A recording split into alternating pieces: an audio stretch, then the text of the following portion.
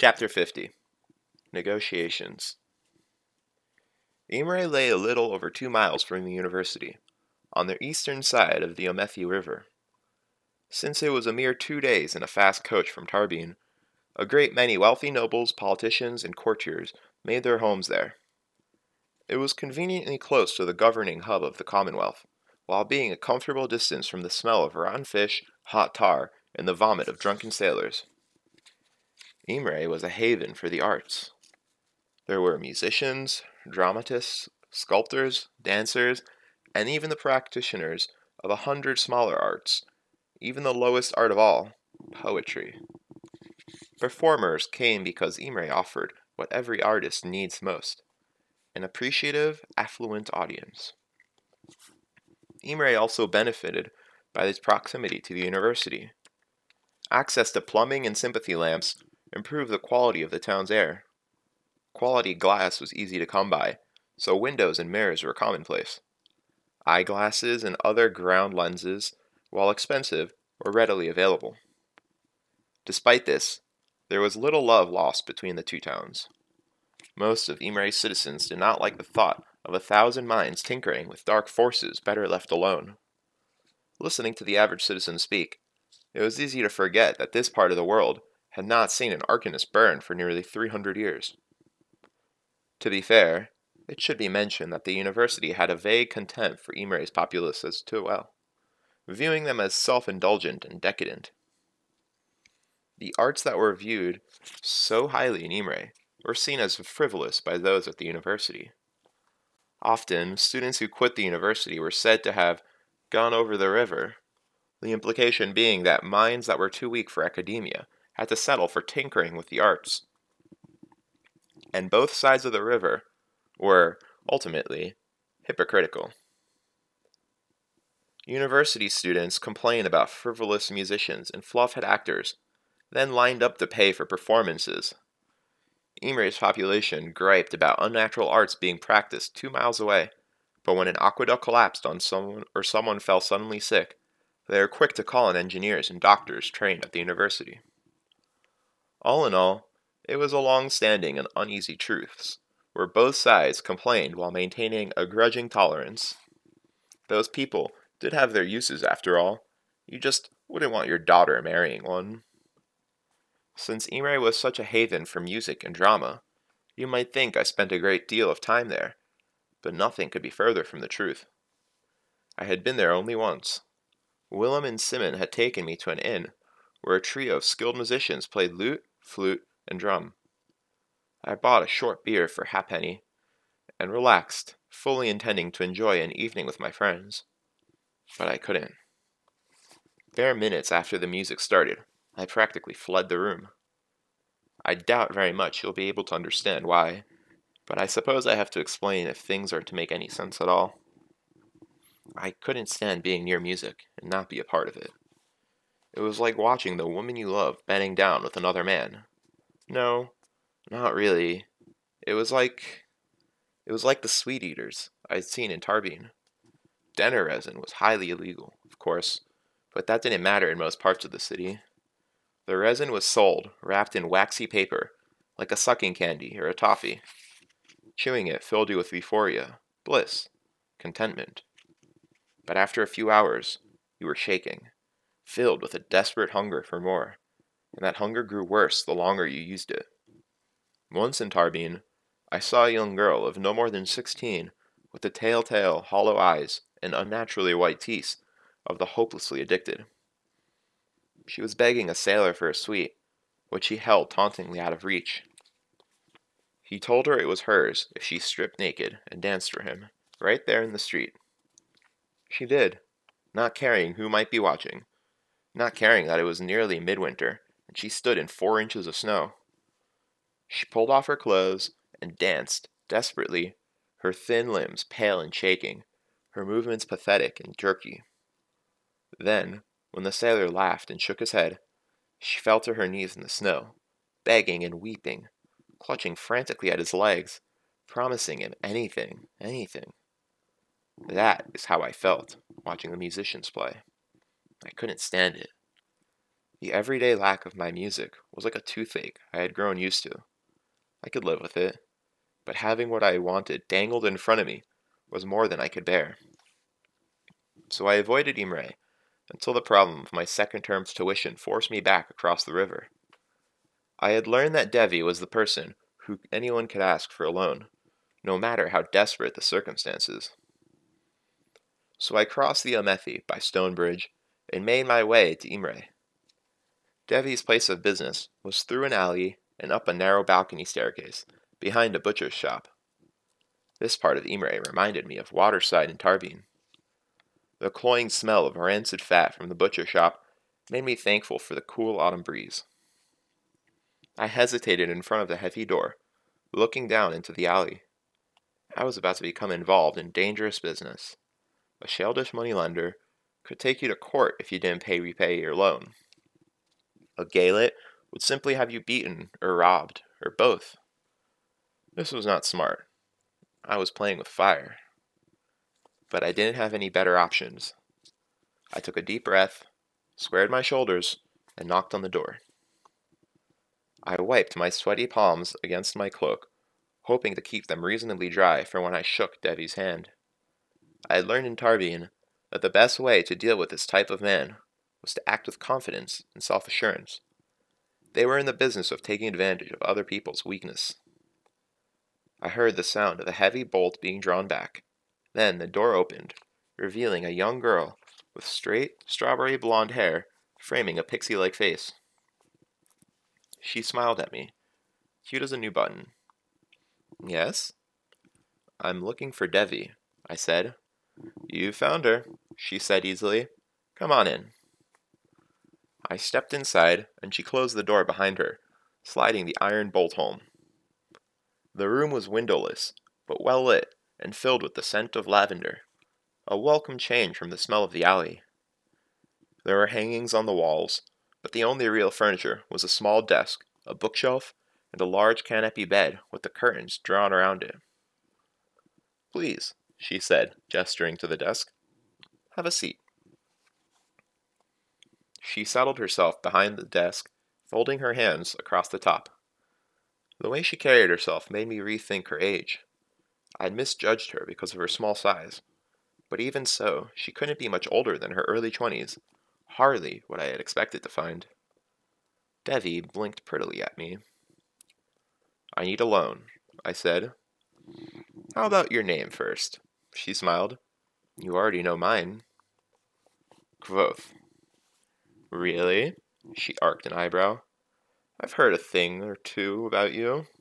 She looked me up and down. I thought you'd be taller. I could say the same. I was caught off balance by the situation. I'd been ready for a muscular thug in negotiations filled with thinly veiled threats and bravado. I didn't know what to make of this smiling waif. What have you heard? I asked to fill the silence. Nothing bad, I hope. Good and bad, she grinned, but nothing boring. I folded my hands to keep from fidgeting. So how exactly do we do this? Not much for banter, are you? She said, giving a brief, disappointed sigh. Fair enough. Straight to business. How much do you need? Only about a talent, I said. 8 jots, actually. She shook her head seriously, her strawberry blonde hair swinging back and forth. I can't do that, I'm afraid. It's not worth my while to make halfpenny loans. I frowned. How much is your while? 4 talents, she said. That's the minimum. And the interest? 50% every 2 months.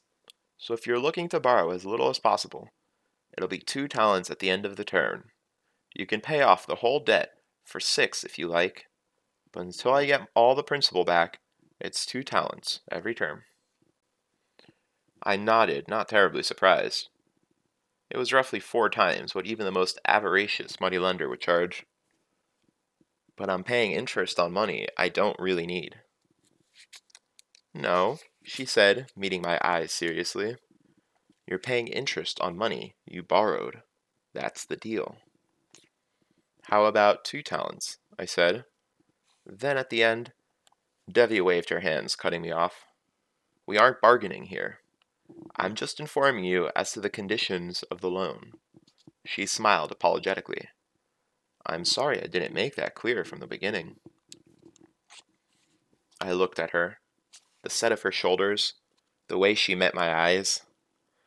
Okay, I said, resigned. Where do I sign? She gave me a slightly puzzled look, her forehead furrowing slightly. No need to sign anything. She opened a drawer and pulled out a small brown bottle with a glass stopper. She laid a long pin next to it on the desk. Just a little blood. I sat frozen in my chair, my arms at my sides. Don't worry, she reassured me. The pin's clean. I only need about 3 good drops. I finally found my voice. You've got to be kidding me. Devi cocked her head to one side, a little tiny smile curling one edge of her mouth. You didn't know? She said, surprised. It's rare that anyone comes here without knowing the whole story. I can't believe anyone, actually. I stalled at a loss for words. Not everyone does, she said. I usually do business with students and ex-students. Folk on this side of the river would think I was some sort of witch or demon, or some nonsense like that. Members of the Arcanum know exactly why I want blood, and what I can do with it. You're a member of the Arcanum, too? Former, she said, her smile fading a little. I made Relar before I left. I know enough so that with a little blood, you can never hide from me. I can douse you out anywhere. Among other things, I said incredulously, thinking of the wax mommet I made of Hem at the beginning of the term. That was just hair. Blood was much more effective at creating a link. You could kill me. She gave me a frank look. You're awfully thick to be the Arcanum's bright new star. Think it through. Would I stay in business if I made a habit of malfeasance? The masters know about this? She laughed. God's body? Of course not. Neither does the constable, the bishop, or my mother. She pointed to her chest, then to me. I know, and you know. That's usually enough to ensure a good working relationship between the two of us. What about unusually? I asked. What if I don't have your money at the end of the term? What then? She spread her hands and shrugged carelessly. Then we work something out between the two of us, like rational people. Maybe you work for me? Tell me secrets. Do me favors. She smiled and gave me a slow, lecherous looking over, laughing at my discomfiture. If worst comes to worst, and you end up being extraordinarily uncooperative, I could probably sell your blood to someone to recover my loss. Everyone has enemies. She shrugged easily. But I've never had things descend to that level. The threat is usually enough to keep people in line. She looked at the expression on my face, and her shoulders slumped a little. Come on now, she said gently. You came here expecting some thick-necked Gaelet, with scars knuckled. You were ready to make a deal with someone ready to beat 12 distinct colors of hell out of you if you were a day late. My way is better. Simpler. This is insane, I said, getting to my feet. Absolutely not. Devi's cheerful expression faded. Get a hold of yourself, she said, plainly growing exasperated. You're acting like some farmer who thinks I'm trying to buy his soul. It's just a little blood so I can keep tabs on you. It's like collateral. She made a calming gesture with both hands, as if smoothing the air. Fine. I'll tell you what. I'll let you borrow half the minimum. She looked at me expectantly. 2 talents. Does that make it easier? No, I said. I'm sorry to have wasted your time, but I can't do it. Are there any other Gaelets around? Of course, she said coolly, but I don't feel particularly inclined to give out that sort of information. She tilted her head quizzically. By the way, today's Sendling, isn't it? Don't you need your tuition by tomorrow noon? I'll find them on my own then, I snapped. I'm sure you will, clever boy like you. Debbie waved me away with the back of her hand. Feel free to let yourself out. Think fond thoughts of Debbie in 2 months' time, when some thug is kicking the teeth out of your pretty little head. After leaving Debbie's, I paced the streets of Imre, restless and irritated, trying to get my thoughts in order, trying to think of a way around my problem. I had a decent chance of paying off the 2-talent loan. I hoped to move up the ranks in the fishery soon. Once I was allowed to pursue my own projects, I could start earning real money. All I needed was to stay in classes long enough. It was just a matter of time. That's really what I was borrowing. Time. One more term. Who knew what opportunities might present themselves in the next 2 months? But even as I tried to talk myself into it, I knew the truth.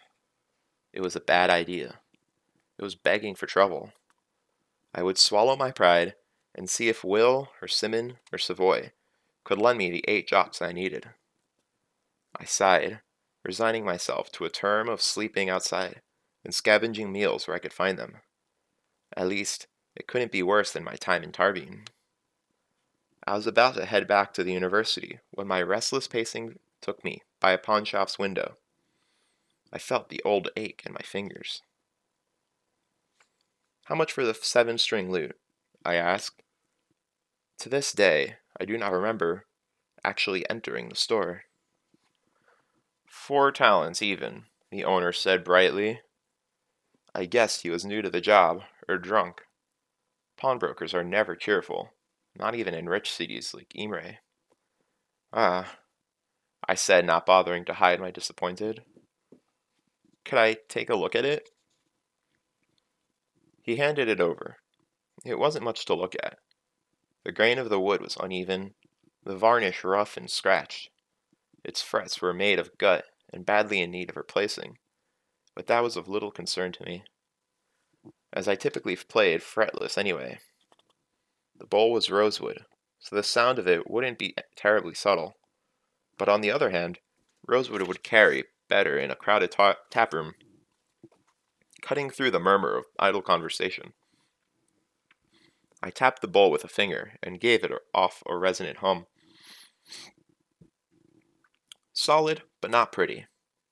I began to tune it so I would have an excuse to hold it a while longer. I might be able to go as low as 3 and 5, the man behind the counter said. My ears pricked up as I heard something in his tone. Desperation. It occurred to me that an ugly, used lute might not sell very well in a city full of nobility and prosperous musicians. I shook my head. The strings are old. Actually, they were fine, but I hoped he didn't know that. True, he said, reassuring me of his ignorance. But strings are cheap. I suppose, I said doubtfully. With a deliberate plan, I set each of the strings just a hair out of tune with the others. I struck a chord and listened to the grating sound. I gave the lute's neck a sour, speculative look.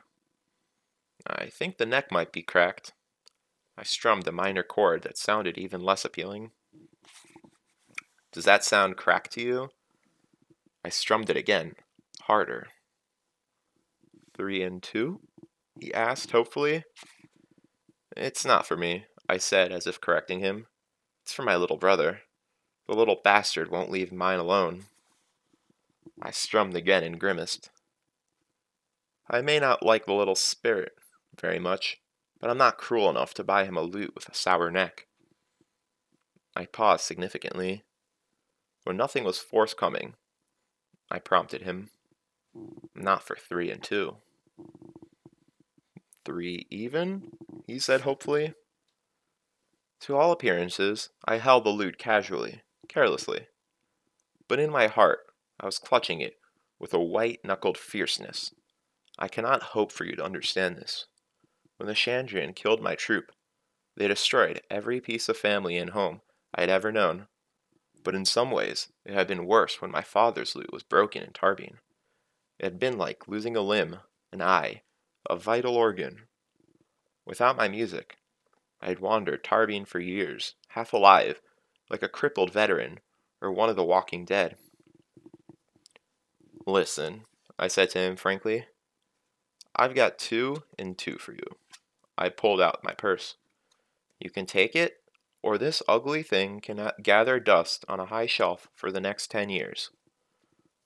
I met his eye, careful to keep my face from showing how badly I needed it. I would do anything to keep the lute. I would dance naked in the snow. I would clutch at his legs, shaking and frantic, promising him anything, anything. I counted out 2 talents and 2 jots onto the counter between us, nearly all of the money I had saved for this term's tuition. Each coin made a hard click as I pressed it to the table. He gave me a long look, measuring me. I clicked down 1 more jot and waited, and waited.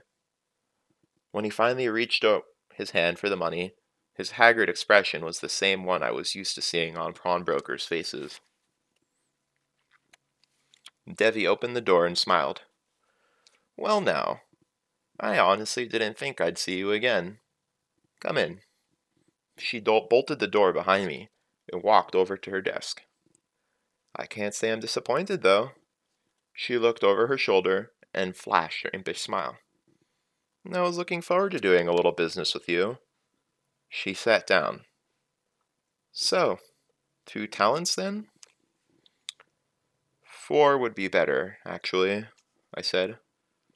Just enough for me to afford tuition and a bunk in the mews. I could sleep outside in the wind and the rain. My lute deserved better. Wonderful, she said. She pulled out the bottle and pin. I needed the tips of my fingers intact, so I pricked the back of my hand and let 3 drops of blood slowly gather and fall into the small brown bottle. I held it out to Devi. Go ahead and drop the pin in there, too. I did. Devi swabbed the bottle stopper with a clear substance and slid it into the mouth of the bottle.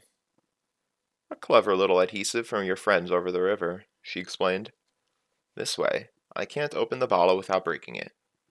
When you pay off your debt, you get it back intact and can sleep safe knowing I haven't kept any for myself. Unless you have the solvent, I pointed out. Devi gave me a pointed look. You're not big on trust, are you?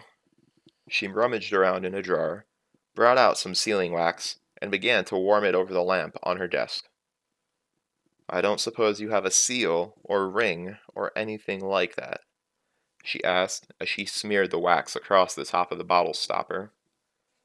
If I had jewelry to sell, I wouldn't be here, I said frankly and pressed my thumb into the wax. It left a recognizable print. But that would do. Devi etched a number on the side of the bottle with a diamond stylus, then brought out a slip of paper. She wrote for a moment, then fanned it with a hand, waiting for it to dry. You can take this to any moneylender on either side of the river, she said cheerfully as she handed it to me. Pleasure doing business with you. Don't be a stranger. I headed back to the university with money in my purse and the comforting weight of the loop strap hanging from my shoulder. It was second-hand, ugly, and it cost me dearly in money, blood, and peace of mind. I loved it, like a child, like breathing, like my own right hand.